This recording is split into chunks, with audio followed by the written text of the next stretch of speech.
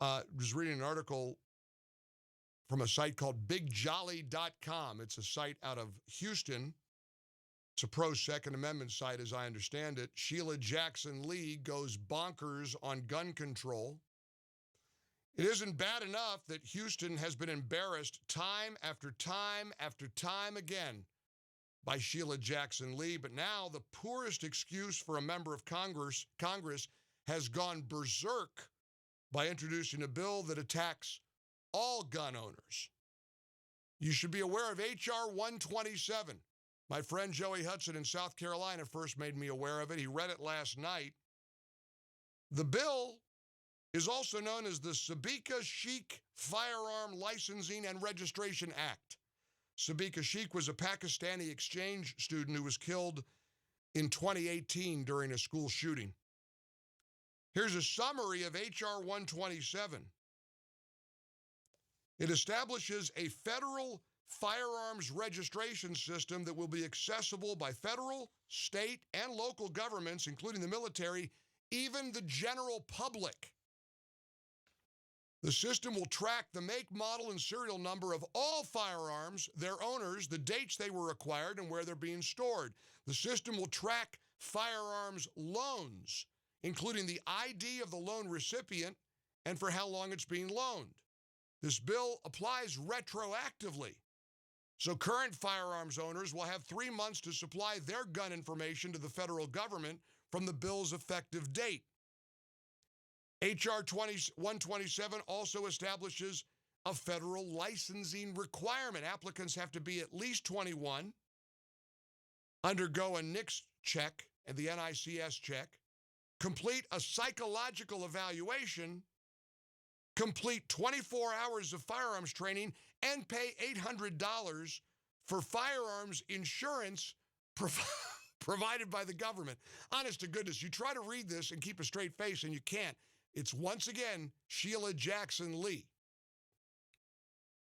Here's a doozy. This is good. For the psychological evaluation, a licensed psychologist will interview individuals' spouses and at least 2 other family members or associates to, quote, further determine the state of the mental, emotional, and relational stability of the individuals in relation to firearms, unquote. License will be denied to people who've been hospitalized for issues such as depressive episodes. No duration for license disability is specified, and it does not matter whether the individual sought help voluntarily. This is a whole bunch of, it gets into the whole large capacity magazines nonsense, those carrying greater than 10 rounds. There's no grandfathering clause, apparently, in Sheila Jackson Lee's bill. That means if you have an old rusty 22 caliber rifle sitting in one of your closets, you will have to comply or face a heavy fine and possible imprisonment. This bill clearly shreds the Second Amendment, writes Howie Katz over at bigjolly.com.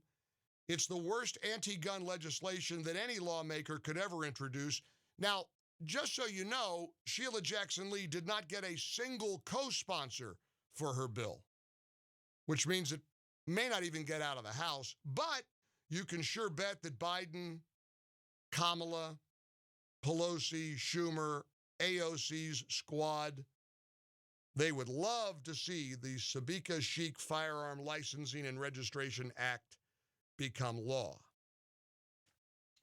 You want to read it, you could text the keyword gun to 1-800-655-MIKE, and we'll send you back the whole thing, H.R. 127. It might be worth a gander. You might want to peruse it so you're aware of what at least one prominent, powerful member of Congress, Sheila Jackson Lee is no rookie. I mean, don't think that it's too crazy to pass muster with a lot of the crazies who currently hold elected office. Some of these people, you wonder, how in the world did they get there?